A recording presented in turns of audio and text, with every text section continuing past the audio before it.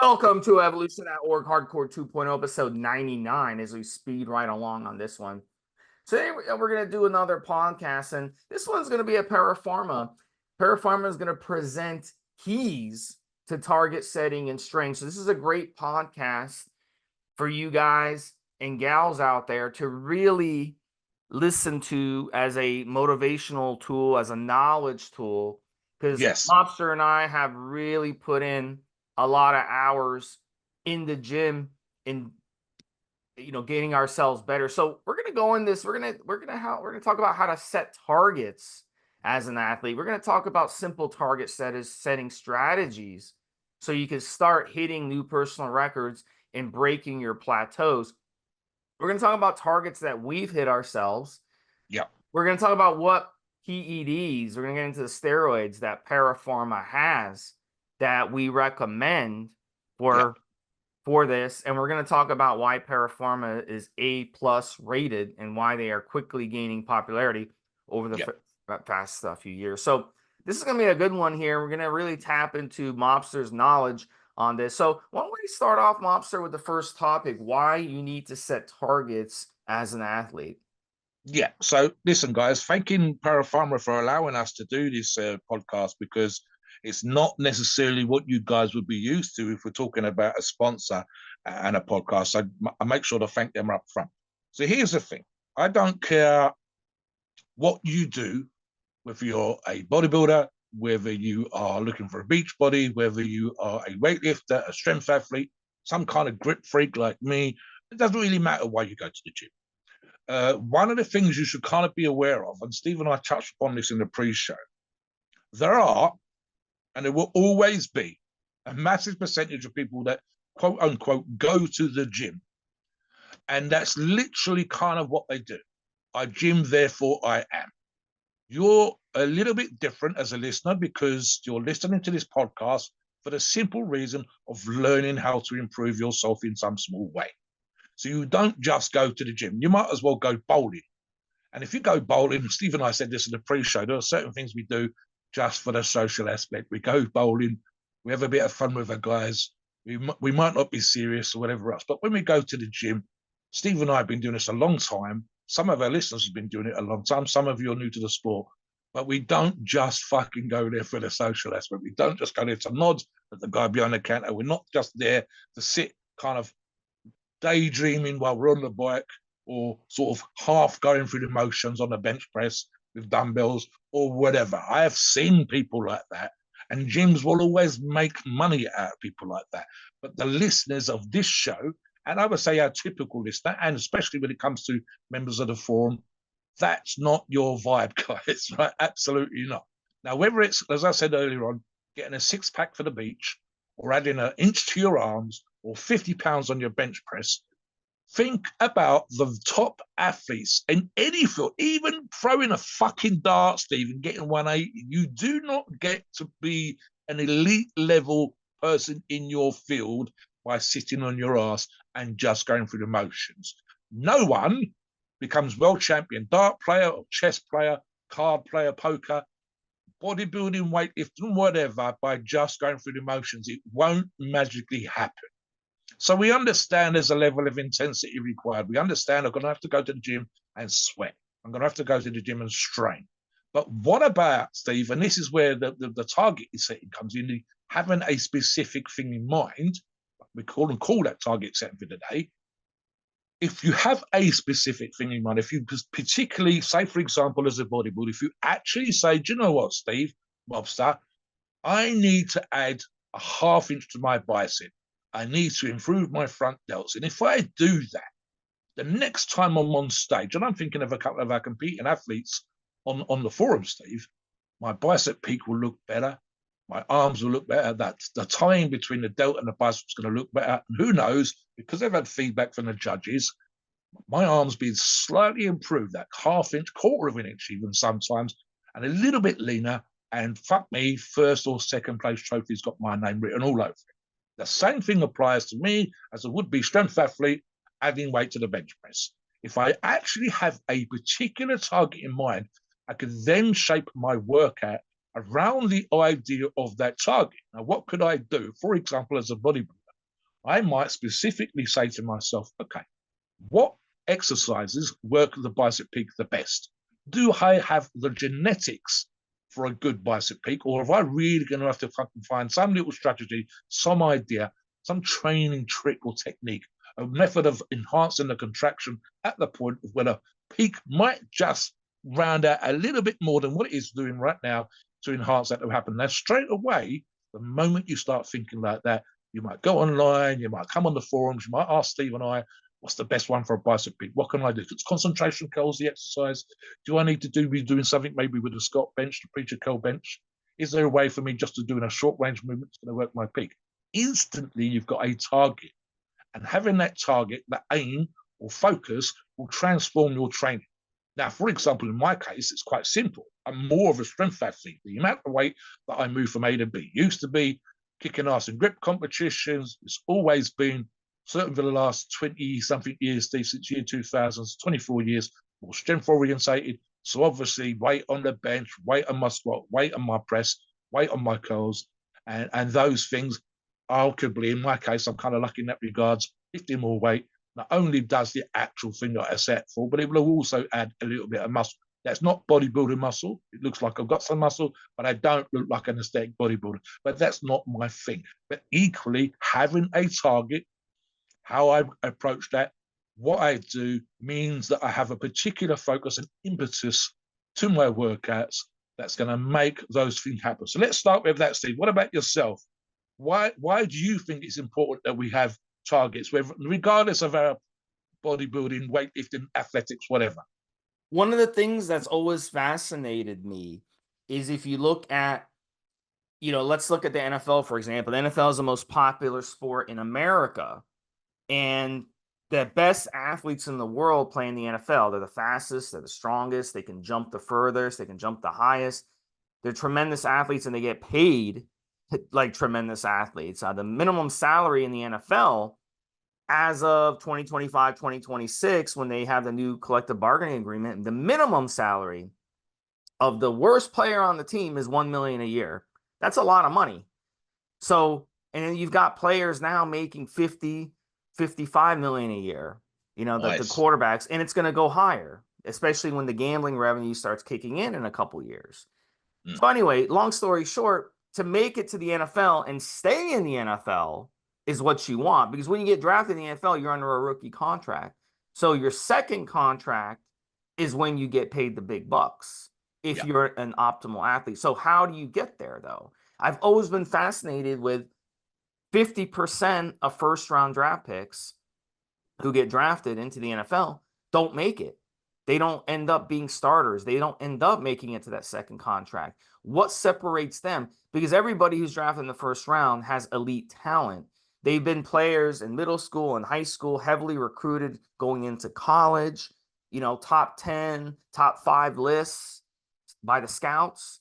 So some of them just flame out in the NFL. You've got to have that ability to really push yourself to get to that next level. Tom Brady, I use him a lot on this podcast as an example because he was a 6th round draft pick. And the day one that he walked in to the New England Patriots locker room, he was the 4th quarterback on their depth chart. And he had to work his way up. By his second year, going in few games into the season, he had went from being 4th on their depth chart to being their starter because the guy in front of him got injured. So he got a little lucky. But the thing is, the coaches elevated him to 2nd on the roster at quarterback. And then when the first guy got injured, he took over as starter. So he worked his way up and he never gave it. After he became the starter, he never gave it up. And a lot of players, they'll become starters in a similar fashion and they don't perform. So what separates someone like Tom Brady from the guy who's a top pick in the NFL who ends up not even making it, who ends up flaming out? It's that ability to be able to have that carrot in front of you and always be chasing that carrot, always want to be improving, always want to get better. That's what you have to want to do. You have to be uncomfortable through it. Tom Brady, he was uncomfortable. He pushed himself.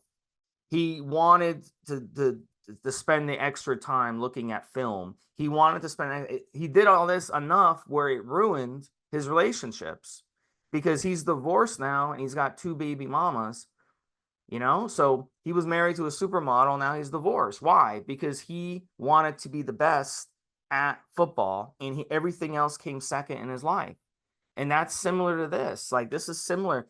You have to focus in, especially as men, we don't multitask very well at all. Women multitask much better. So as men, we have to focus in on something we want to truly be great at.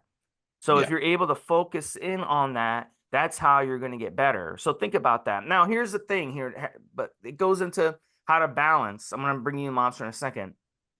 But balancing your home life and your gym grind takes some skill, because this is the way I look at it. Your gym grind is an hour a day, whether it be cardio or weight training, an hour a day you dedicate to exercise. Focus in on that 1 hour on that. Don't take your phone in with you to the gym. Don't even worry about what's happening in your home life. Don't worry about anything. You got to go to the gym and shut off all the distractions for that 1 hour. And then when you leave the gym, you can go back to your car and look at your phone. Oh, little Timmy is sick. Little Timmy, you got to take little Timmy to the doctor tomorrow. He's got a little cold. Or you got to go pick little Timmy up from the school. So you've got to take that hour and just put everything aside. And that's the key. We said this with Arnold. There was a story about Arnold when he was competing in the 70s in bodybuilding. I think it was one of his Olympias. And he got a call from Austria saying that his father was very sick and his father was about to pass away. You've got to come. And he said, he told his family in Austria, I don't want to hear it. I'm focused in on winning the Mr. Olympia. I don't want the distraction. When I'm done with the Mr. Olympia, I'll worry about my father. So he literally put that aside. And I tell people that story, and they're like, wow, that's so, how could he do something like that? But that's what a champion does. A champion focuses in on a goal. And his goal was, I'm going to win Mr. Olympia. And no distractions are going to keep me from that. And this is how I was. When I competed in endurance sports, I can remember it was around the holidays and I had a lot of family coming to town. And, you know, they were like, oh, Steve, you know, have some of this pork, have some of this, have some of that food on you know, on the holidays. And I would tell them repeatedly, dude, I have a triathlon coming up in 4 days. I can't be eating pork. I can't be eating mashed potatoes. I can't be eating this garbage food ahead of it. And they could not give a shit about me. They were like, they could not give a flying fuck about my success. So you know what I did? I stopped talking to them until my triathlon. I stopped answering my phone call. It was very harsh what I had to do around the holidays, and they were upset about it. But then afterwards, I told them, I was like, look, I'm preparing, I'm training for a triathlon. You obviously don't give a flying fuck about me training for my triathlon. You want to feed me garbage food and guilt trip me about it. I don't appreciate that shit. You know? So I told him, I said, this is one warning. You do that shit again to me, I will never fucking talk to you again. You're shut off from my life. Pure and simple. That's what you got to do in life, guys. If someone's going to keep you from succeeding, you got to tell them to go fuck themselves. And that's how a champion acts. And that's what it is. And I have the feeling in Arnold's example, Mobster, his family didn't want him to be successful. Oh, you went to America to have a better life. We don't want to see you successful. We don't want to see you Mr. Olympia. We want you to come here and be miserable with us and not win the Mr. Olympia because we want you to be average. And Arnold didn't want to be average. So you've got to kind of separate the home life from the gym grind and do it in a way where you make people understand that. And that's one of the keys, I think, Mobster, to setting targets and pushing yourself to being your best. Go ahead. Yeah, I mean, 100%, Steve. I would definitely say that you don't want any distractions. And let me give you an example similar to what Steve's just said in terms of probably maybe not the very last time I competed, but one of the last times I competed. I did something called the Grip Tour of Britain, and the opportunity, I think it was the second time, but the opportunity came up with the first time. It was held in Leeds in Yorkshire here in the UK.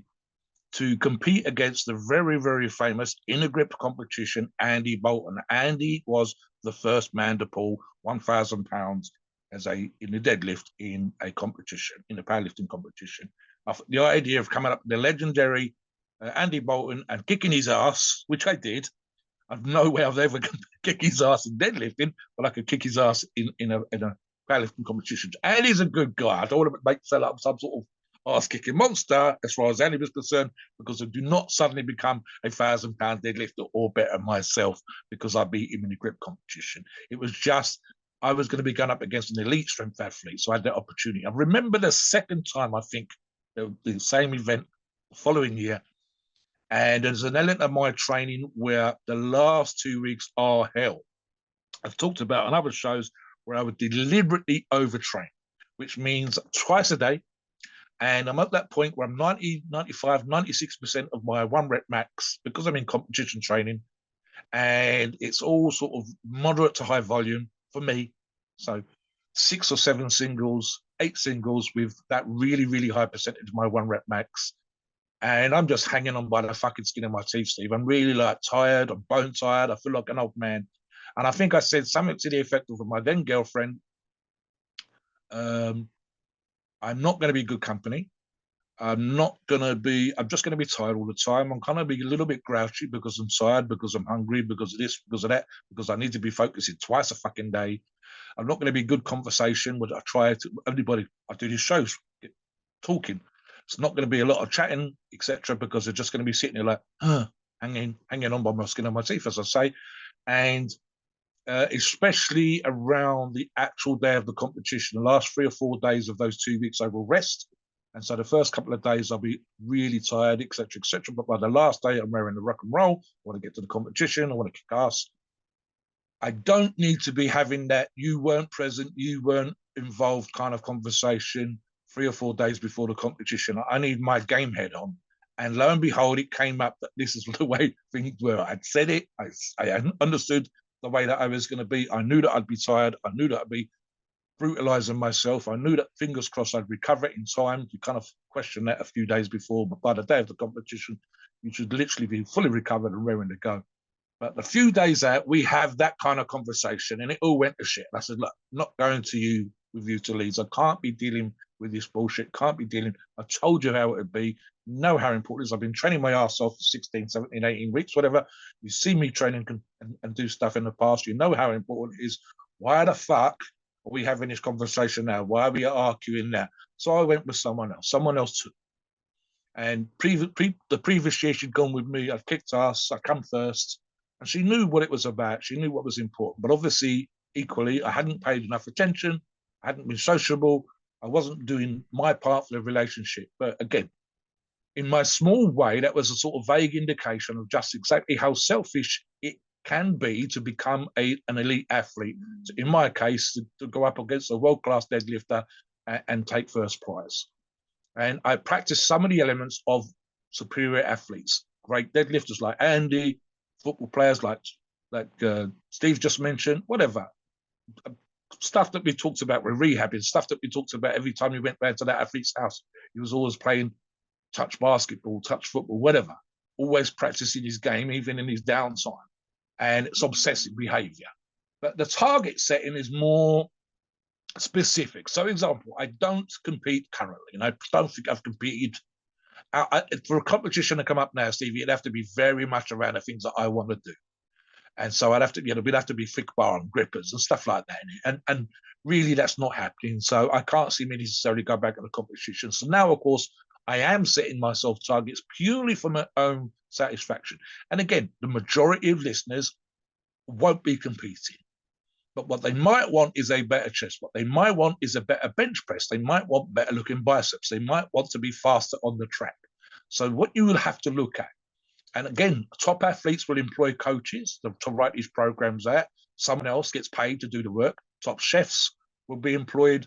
Nutritional experts will include PED, prep coaches will be included, and so on and so forth. And maybe you're paying someone else to do the thinking. Not all of us are in that position. So as an example, this is just for my own purposes, and I'll get Steve to talk about his.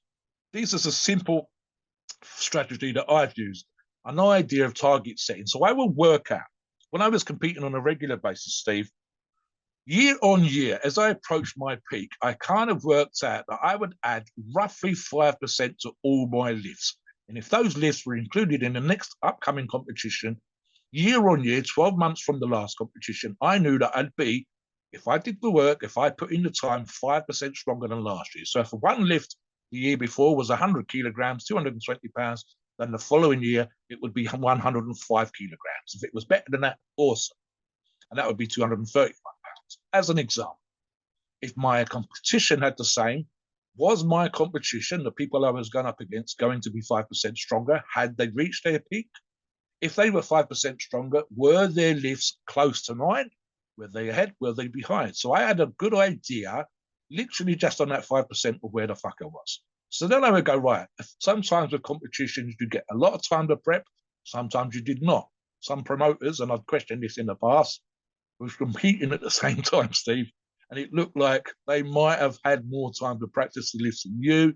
They might have been training variations of that lift through the year. And so therefore, I'd be doing other things, and I might only have 16 weeks. I might only have 12 weeks to prep.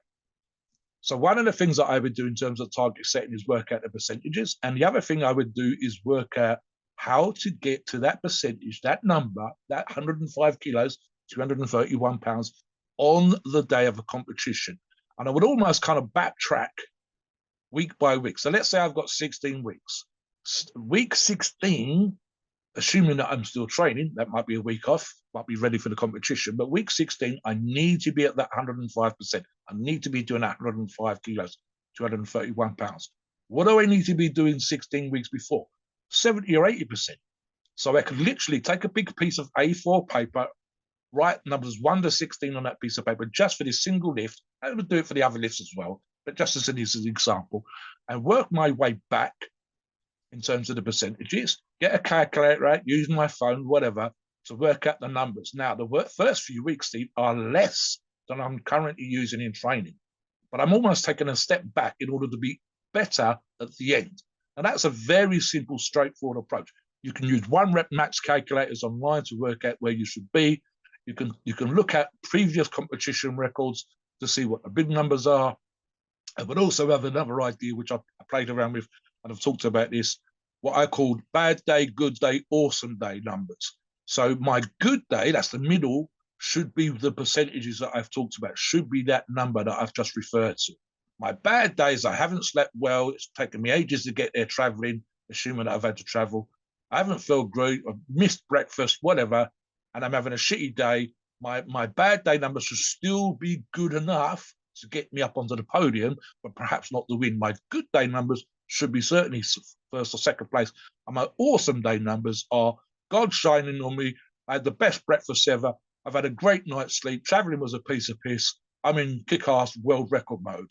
And of course, some versions of those competitions had good, bad, and awesome days in there. So I would plan for those things, and I would literally have an idea. I know of many competitors, including competitions that I put on, that were just there for PBs. They paid their entry fee, Steve, but they weren't there to win. They were there for PBs. And that kind of almost sums back to the comment I made at the beginning of people that go to the gym and lift. These guys aren't trying to beat me. They know they can't beat me. And maybe they're some years away from beating me. So they don't plan to win. And they haven't worked out. Literally, they're not even trying to max out. They're just there to get a PB. They're just there to have a good time and say that they competed against X or Y or Z, which sometimes included myself. And therefore, that was fine. And if I'm a promoter, I need them people. They come there and they're paying their tickets. They help pay for the trophies and the venue and the food and whatever else we've laid on. But they're not there to pick up a first, a second, or a third place trophy.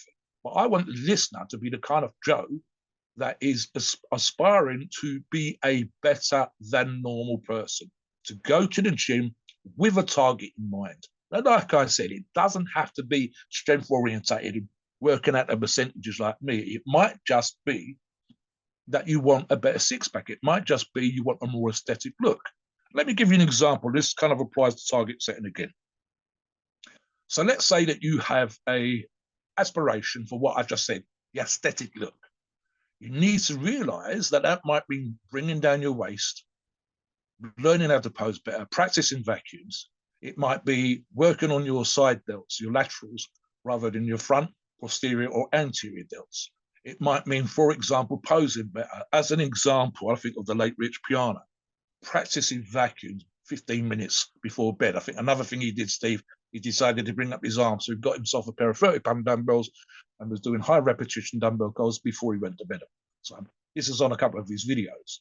It might well be that the listener needs to do that. They might literally say, I need to set myself a target of doing 15 minutes every night posing, 15 minutes every night practicing my vacuum. That is a thing for them to do. The idea that you can go to the gym and just work out and have stuff happen randomly, you'd have to have the absolute best genetics in the world. And to be perfectly honest, I don't think anybody that just goes to the gym and hopes for the best is ever going to achieve the kind of stuff they've done that they want to. That if you sat them down and say, what would you like to do? Okay, these are the changes you need to make. And then once you've even got any kind of progress whatsoever, the idea that you can set a target of a quarter of an inch off your waist, quarter of an inch on your arms, a better vacuum, to be a better poser, it needs you to write that down. It needs you to lay that stuff out. And when I say write that down, I mean physically with a pen and a piece of paper. One of the silly little tricks, and it probably comes from the Rocky movie, and I'll bring Stephen back into stuff that he's done, would be the idea of training. Let me give you an example. Actually, the Rocky movie is a good example, but I'm also thinking of Mike Tyson. So one of the phrases I believe Mike's been quoted as saying is, I think he's been interviewed, Steve, and they talk about the usual stuff of getting up at the crack of dawn and going for a run, sometimes with your coach on the bike behind you, cheering you on. And the idea was, and I believe this might be a Muhammad Ali thing, it might be a Mike Tyson thing, but the long and the short of it was, what time do you go running in the morning? And the athlete says 5:30, 6 o'clock in the morning. Why did you go so early? Because I like the idea that I'm training harder than the next guy. Well, what if he gets up at 5? Then I'm going to get up at 4:30 and go for a run. And it was almost like a kind of joke. I think Mike Tyson kind of said, I'll be training before midnight. So long as I'm training ahead of that motherfucker, I know that I'm training harder. And these things don't happen randomly. You don't randomly train at certain particular times, or certain particular.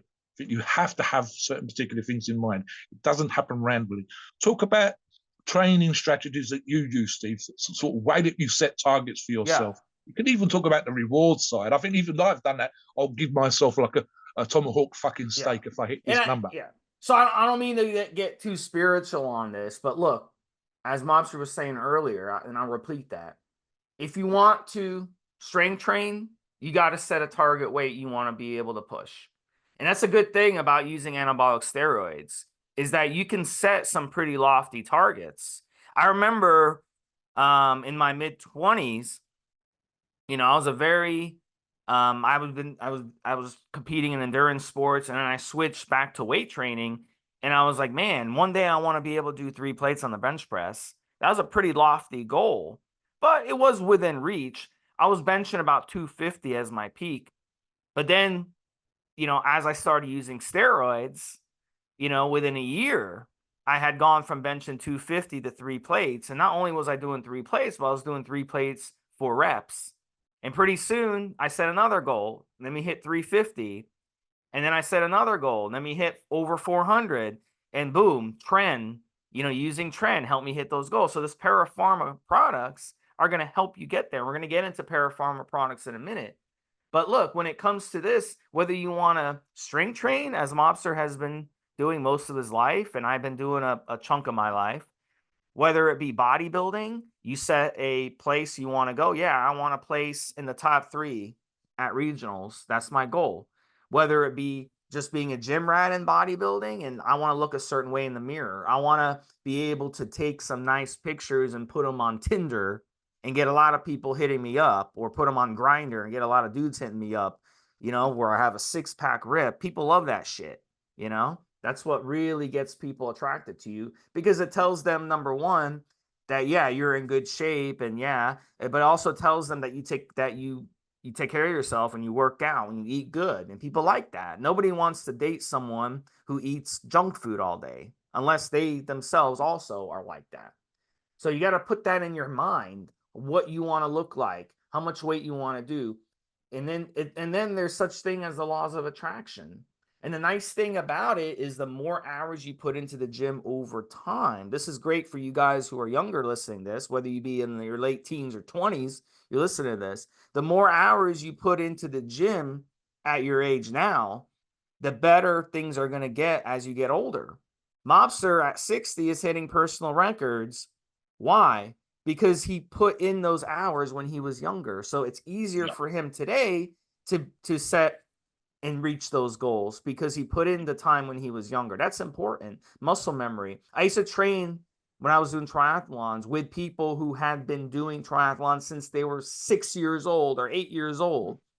Stories of them running with bricks in their hands around their neighborhood at 8 years old. Do you see that very often? No, you don't. But these are the guys, once they get into their 20s, 30s, 40s, these are the guys who are winning these triathlons and winning these road races because they've been doing this since they were a kid. So the sooner you get on it, the sooner the better.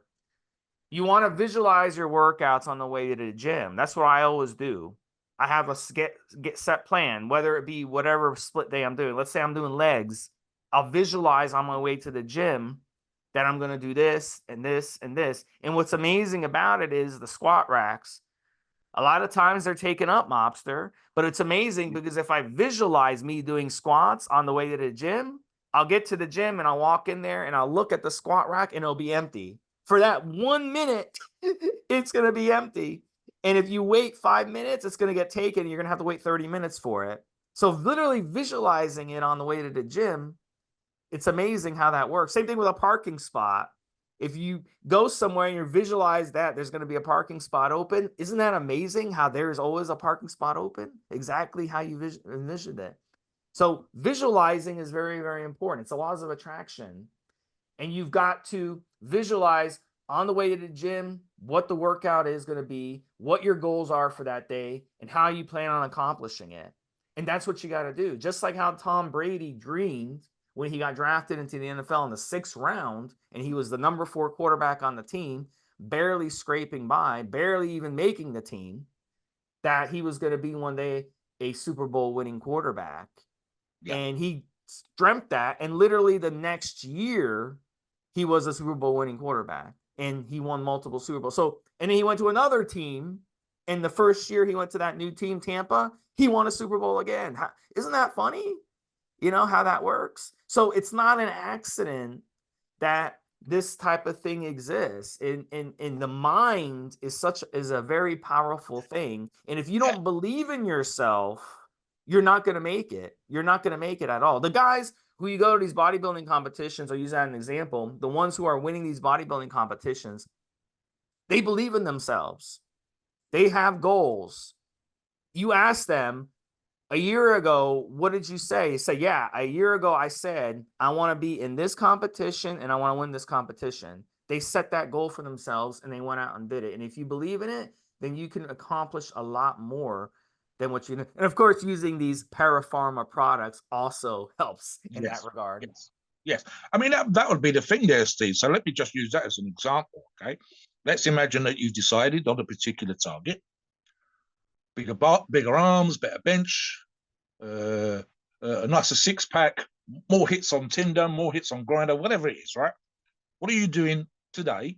Or what will you do before you go to the gym? And what will you do when you hit the gym to make that happen? As an example, let's talk about food, Steve. If you train your bloody ass off, if you've done, like I suggested earlier on, you've written down and calculated out the numbers, you've researched what's the best for your biceps, and then you eat poorly, then you've left a part out of it. So you need to make sure, for example, that you try to set aside time for rest and recovery. If you're super busy at work, college, uni, school, whatever, you need to make sure, for example, if the gym opens early, can I go early? Can I get the thing that I really want to happen, make it happen by getting to the gym early? I literally went to the gym. I was in the gym at 8:30 this morning because I wanted to hit the shops after and then come and do this podcast with Steve. I didn't want to rush the gym. I didn't want to rush around the shops. I wanted to get back in time, chill the fuck out, have a cup of coffee, and then do this show with Steve. And I made that happen by hitting the gym an hour earlier than I normally did. Same thing applies to you guys in life.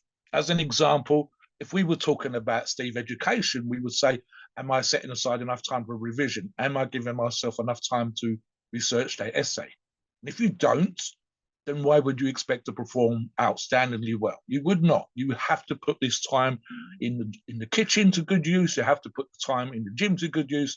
And if you can write it down, if you can promise yourself a special meal or some sort of treat, if you can say to yourself, I'm going to have to buy a bigger shirt just because my chest has got bigger, my arms have got bigger, my neck's got bigger, and I made those things happen, then there's a sort of degree of success. They will not happen.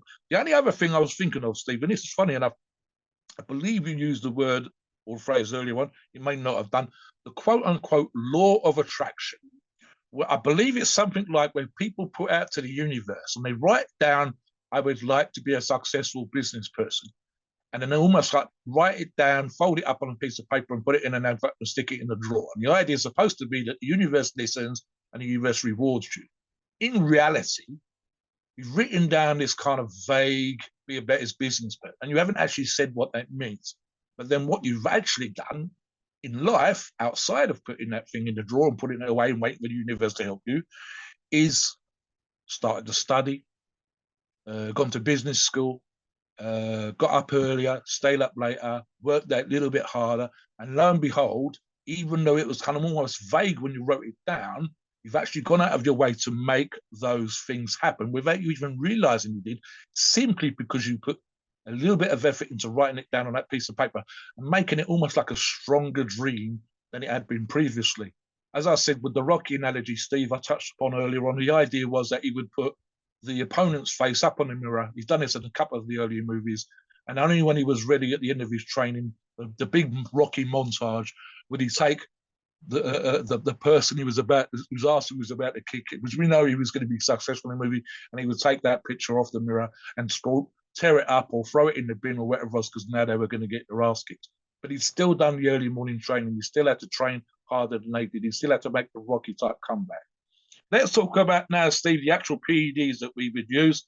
And let me give you an example, Steve. I'll start straight away, right? So I said on a bunch of shows, and I'm looking particularly right now at the Anavar 10 and the Anavar 50 for Para Pharma.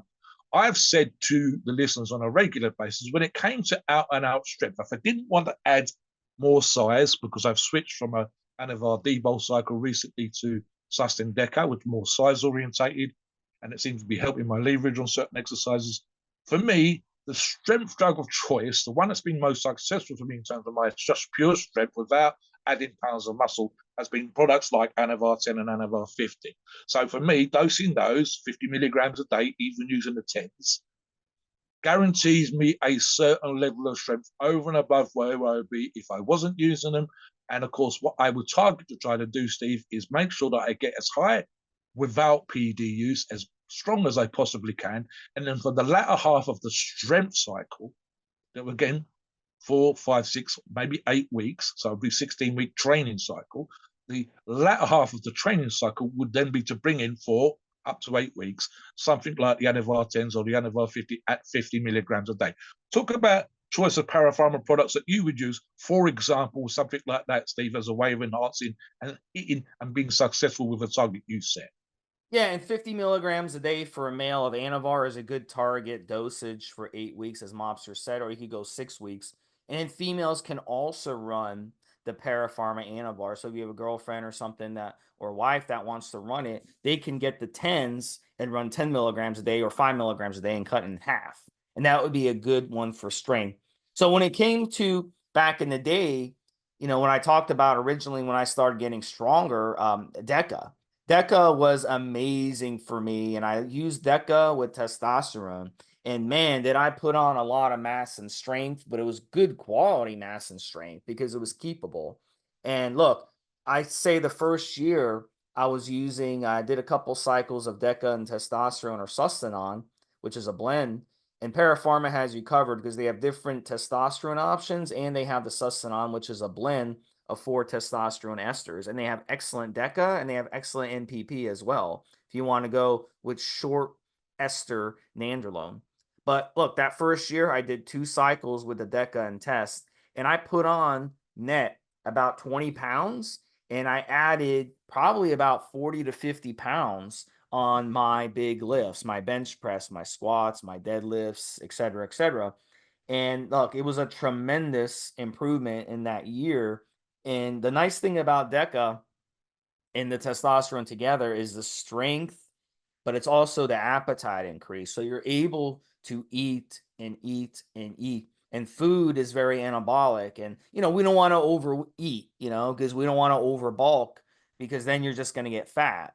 So you just want to be careful of that. But I kind of did that. I kind of went overboard and I actually did get a little fatter than I would have liked. I went from 7% body fat to 17% body fat in that year, but I bulked up 20 pounds and I bulked up a lot of strength. So then I had to kind of back off and drop that body fat back down. So don't go overboard with it, but I'm just showing you how effective using DECA and using tests together. So the dosing that I was using, there's a couple different ways you can do it.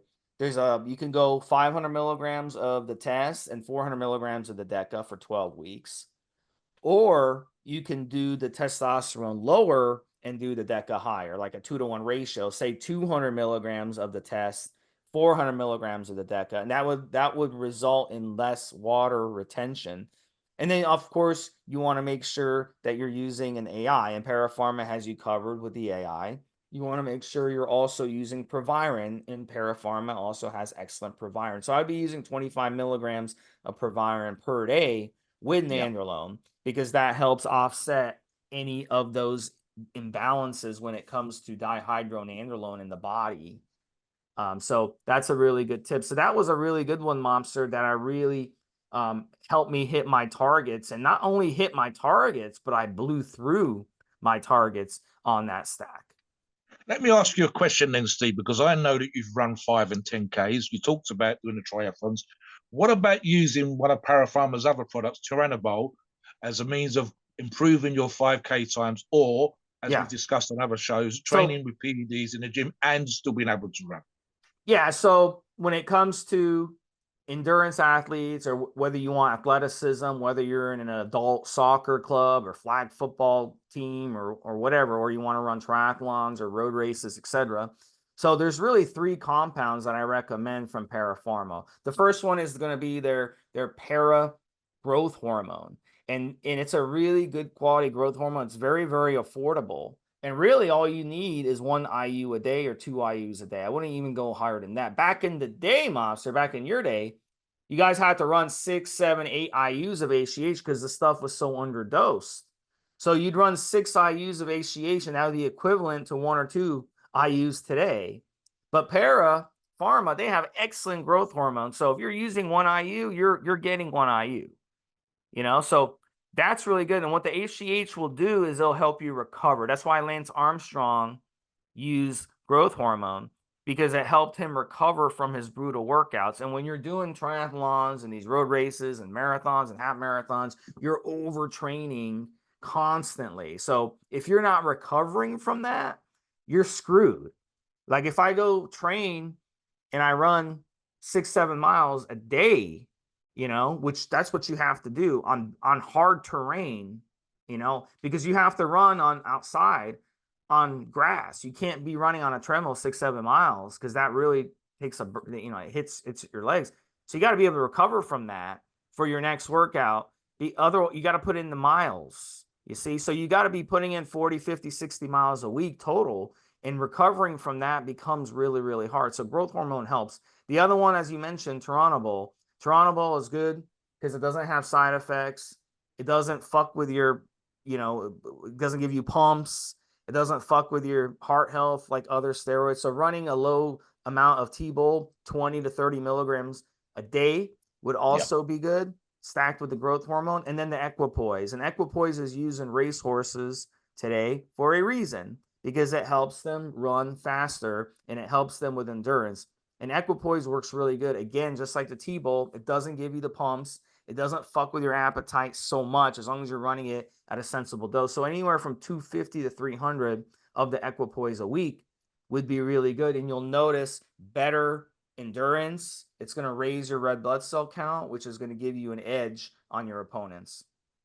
Let me give you an example, Steve. And I was just thinking this as you were talking. So this actually came up on the forums this morning, where I pointed out that back in the day, we didn't always have the choices that we've got now. So the point I'm making here, Steve, is using the right PED to help you achieve your target. Back in the day, it was very much a case of, and you still see people occasionally say this, and I've had to point out that the kind of bad thinking, skewed thinking in for the reasons. You will sometimes see someone says, my source can only get X or Y or Z. And back in the day, me and Steve almost kind of half joked about this, where we said you had we can still find stories from that time in the 80s and 90s. You either went across the border into Mexico if you was a US citizen, or you went to your local supplier at the gym and they would open up their bag, which was in the trunk of their car. And we've literally seen stories I've seen in the old 80s and 90s bodybuilding magazine and on the very early forums and bulletin boards, etc. And what they had was what you got. Para Pharma has 45 products, whether it's the AIs, whether it's the testosterones, whether it's cutting products, cutting mixes, whether it's the growth hormone that Steve said. There's literally no excuse not to be. If you're going to plan your food and meal prep, if you're going to plan your targets out, if you're going to add weight to your bench press, if you're going to stick a quarter of an inch of your arms, and you're going to use performance enhancing drugs from ParaPharma to do that, you have the choice of picking the perfect product for your requirement. You do not have the what the dealer had, what my supplier had, what the local gym, whatever the fuck it was, with the trunk of his car bag. Listen, right? And I've said this, it's like being a drug dealer, Steve. Every single drug dealer ever says that their product is the best drug known to mankind. And I'm thinking specifically of shit made to get you high. No one says it's bad H or bad brown or bad Coke or whatever. No, this is the bollocks. Fuck the others. You only want to come to me, I'll look after you, and so on. So, for example, Steve, and let me give you a prima facie example. I've talked about using products like ParaPharmas D-Bowl and knowing that when I first started training, I could add 10 pounds on and maybe keep 5 or 6 pounds off. But now, of course, I would look at, for example, if I wanted to bulk up like a motherfucker, I would use their Sustanon product and their Deca products because I know that for sheer out and out size, I would blow up like a motherfucker. So, for example, in the D-Bowl, I've always done incredibly well at adding. Now, I probably wouldn't add 10 pounds. I'd probably get more like 8 pounds, but I would still be looking at somewhere between 30 to 50 milligrams a day. And again, 4 to 8 weeks. I've actually more recently been finding myself run shorter cycles, whereas back in the day I was incredibly comfortable. The same thing would apply to Sustanon and Deca, Steve. I pretty much run those on a 50-50 basis.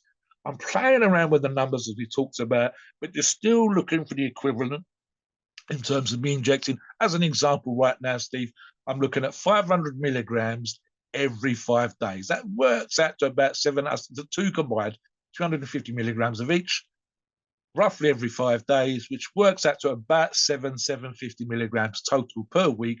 And again, I'm only running it for a relatively short period of time. If I was purely thinking of bulking, I would typically take that at 8 and maybe again 12 weeks. The only issue is the Sustanon typically stays in your system for longer than you think. So I could actually run it for a shorter period of time, 6 to 8 weeks, and it's still going to be exerting its effects for another 1 to 2, 3 weeks in terms of you still seeing effects in the gym. What about yourself in terms of cycling dosing, Steve, if you had a particular thing that you would want to do right now? Yeah, so for the experienced guys out there, and once you do get experience and you really want to hit some very lofty targets, as I've done in the past, and doing weight that you never dreamed of and having a physique that you never dreamed of, Trenbolone. And ParaPharma has good quality, clean Trenbolone, and they have different options to choose from.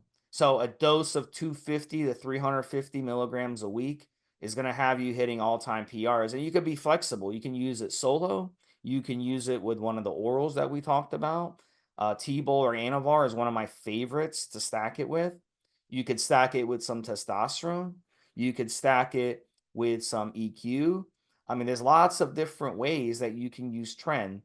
And listen, at the end of the day, it's got a lot of side effects, but the stuff will have you hitting, just incredible, incredible records across the board, whether it's, I can remember on trend, my max bench was like 420, but you'll never dream of hitting those types of numbers, naturally. So that's the advantage of using these parapharma products. So when it comes to how long to use trend, for me, I can usually go 6, 7, 8 weeks max. And then after that, it's just not going to happen because of the side effects just keep domino affecting. Really, it hits you like a ton of bricks after a couple of weeks. So, at the end of the day, look, trend is the absolute best but save it till you've gained experience. It's like giving as your first car, a Lamborghini. You just don't do it because the person is just going to crash it. So you want to save trend so you can truly use it to your best ability. Yeah, I'm looking at 3 different trends here, Steve. Trenbo acetate in the A100, Trenbo enanthate in the E200, and they've got a Trend Mix 350, which will be a mix of esters. So again, I would probably have the newer user on the Trend Ace, quicker in, quicker out, especially if you find it's absolutely horrendous and you don't get on with it. The more experienced user would be using the enanthate, again for the same periods of time, but this is going to be longer in your system. You know that you're going to cope with the side effects. You know how to mitigate those side effects, and the trend mix will be a combination thereof. And probably, for example, again, let's just go back to the ACE. I could see that competing bodybuilders, as we discussed on other shows, would be using a shorter esters, quicker in, quicker out, but that's only because of manipulating the variables in terms of how their physique looks. And certainly, again, being able to combine that with something else. For example, Steve, they've got a couple of test blends here that I'm looking at as well. They've got cypionates, primo, you name it, they've got it. In terms of the variables, there's a combination here of experience and knowing what you can use and what benefits your physique. And then, for example, I think this especially applies when it comes to target setting. If you know that you get on with a certain steroid that Para Pharma produces, if you know that you've had success, even when perhaps when you was less target set in the past, then you've got a much better idea of how to lay out a cycle for yourself, perhaps coming onto the forums or posting in the comments below and asking for advice. This is what's worked for me in the past, Steve and Mobster. I'm looking to do this sort of a training program where I want to add this muscle, I want to get a better bench, whatever, and run better 5Ks. And we've had other athletes come onto the forums, including MMA, for example, Steve, and you say, listen, this is, for example, MMA, we might talk about SARMs. We might not talk about PEDs. We might say you're going to get tested, you get busted easier. The testing for there's much more better than it used to be in the past. And you're way more likely to get caught. If you're not a top pro, why are you risking this kind of stuff? And so on and so forth. So we look at all the different variables that you'll bring into the table. But again, from a target setting point of view, picking the right PED to achieve what you need to achieve, what you've set yourself a target of achieving, making sure that the other variables, including the training, the rest, nutrition, etc., are in place, and then pick an exact right PED that does it, whether it's a cutting cycle, whether it's a bulking cycle, whether it's a strength cycle. And of course, some PEDs can be used in different cycles, in different amounts, with different periods of time. You might have less time to get ready for something, more time to get ready for something. So, for example, Steve, and I've mentioned this on other shows, I've used their Cutstack 150 products and had great success on it. And it was also the first time, because it includes a short ester trend, the very first time I'd ever used trend and recomposition like a motherfucker. Not, and I've said this multiple times, inches, I think went down 2 notches on my belt, off my waist, went from 327.5 down to 320 and then back up to 327.5, but still kept a smaller waist. So for me, if I wanted to do recomposition again, if I decided I wanted to get better shape again, I would absolutely be looking to use this product again because I know that it's worked for me. So in other words, a way for me to hit my target in terms of recomposition will be to use a PED from Para Pharma that I know works for me. Now, if the listener wants the same as what I wanted, and they say, well, Mobsters use it, Mobster had great success, perhaps I might, then they would talk about using something like that, or again, a combination of products like that to produce the same sort of effect. Why do we like Para Pharma? Why do we recommend companies like Para Pharma? Why have they become a go-to source? And in fact, arguably, Steve, very recently, we're seeing a lot more attention go towards Para Pharma. This isn't just a case of people like ourselves talking about it, but even more people talking about Para Pharma. I think it's actually taken a step up in the last 3 to 6 months above and beyond what we were seeing before. So, for example, Steve, just the sheer length of time that they've been around, we're talking about, I believe, 14, 15, 16 years as we make this popular show, as we record this show. Coming up, that's getting on to the best part of close to 2 decades. And as I said when we talked about other UGLs, you do not get a decade plus, decade and a half, or very nearly 2 decades in this industry at all. You just don't. That's kind of stuff starts to become rare. There are a handful of brands that have stood the test of time in terms of their sheer name.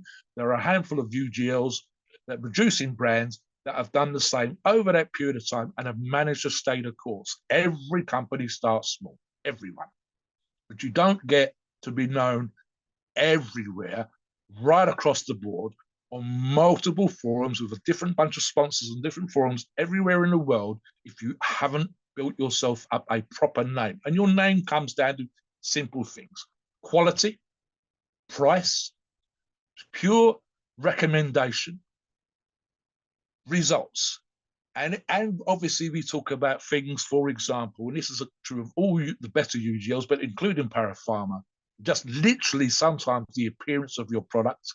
That's clear labels, holograms, being able to check products and batch numbers, etc. Going online to check out the numbers. Is this company that I use, this supplier that I use, are they legit, or have they got fake Para Pharma products? Can I go onto the Para Pharma website and check the supplier? Can I, for example, go onto the Para Pharma website, which I know I can because I'm looking at the tab right here, Steve, as we do this show, and look at lab tests and so on. Talk about the reason why you think, Steve, Para Pharma is becoming an even bigger brand than it already was. Well, the good thing about Para Pharma is they're a one-stop shop. So you can get everything you need on cycle, you get everything you need off cycle, you get everything you need in between. And that's what is nice about them. The shipping is fantastic. The customer service is great. And, the products are what they say they are. That's very important to me as someone who's very, very anal about what goes into my body. I want to know if I'm getting this or that this is what I'm taking. I don't want to get something that's really something else. So very, very important, especially when it comes to your goals. You do everything right. You do everything right.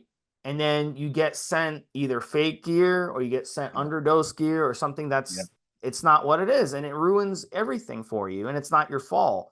So you have to be smart about who you order from. And we know ParaPharma is good to go. So you can come on the forum, evolutionary.org, and you can find out how to get ParaPharma, the actual quality ParaPharma product, and we'll help you, guide you in that direction. And come on the forum and do a log and do your ParaPharma log, post touchdown pictures, and let's see what you're made of.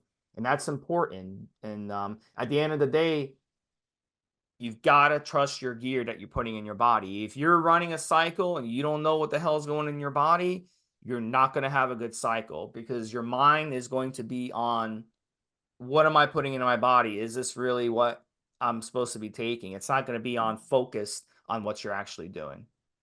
Let me touch on one particular aspect, which I know some of our listeners will absolutely love. And we've seen this both with the quote unquote domestic US market, as well as even with myself here in the UK market, Steve. Shipping from one particular seller of ParaPharma products has been probably just about as fast as I've ever experienced. I've had that cut stack 150 got to me in 5 fucking days. And I know, for example, because we had a conversation online the other day, a friend come up about the difference between shipping times for international from outside the US versus within the US, the quote unquote domestic market, because they are the biggest product for PED product market in the world, would be the US market. And shipping from within the continental USA was crazy fast. And in fact, the complaint was that they'd ordered international once we work out what they'd done, and they were still fucking waiting, and they couldn't work out why they were waiting. But of course, we pointed out that they'd ordered from outside the US. Within the US, I believe they had it, the longest anybody's had to wait was 10 fucking days.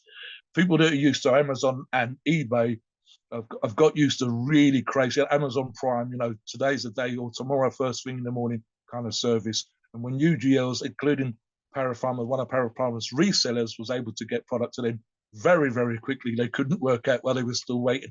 So they tried to save $1 by from outside the US. And of course, it was going to take that much longer to ship, get through customs, and then, of course, for the United States Post Office to get it to their front door. So the service of shipping is probably the fastest that I've ever experienced in the industry. I've got my favorite companies that I talk about on a regular basis, but none of them have been as fast as that particular product was to get to my door.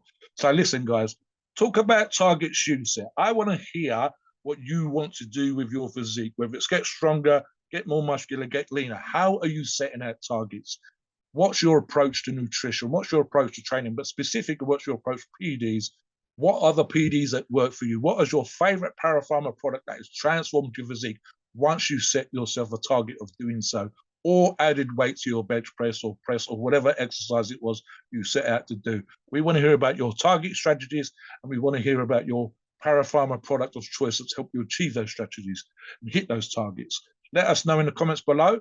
Come onto the forums, ask us questions about target training and target setting. And even if it's for something that's a little bit too lofty, perhaps we'll bring you down to earth. So no 25-inch arms when you're only currently 12, but we can certainly get you from 12 to 13, from 19 to 20, and we're, 50 pounds, 60 pounds, whatever on your bench press, whatever it is that you're setting yourself a target for. Please note, we are not doctors and opinions ours. It is our view and based on our experience and views on the topic. Our podcasts are for informational purposes and entertainment only. The freedom of speech and the First Amendment applies.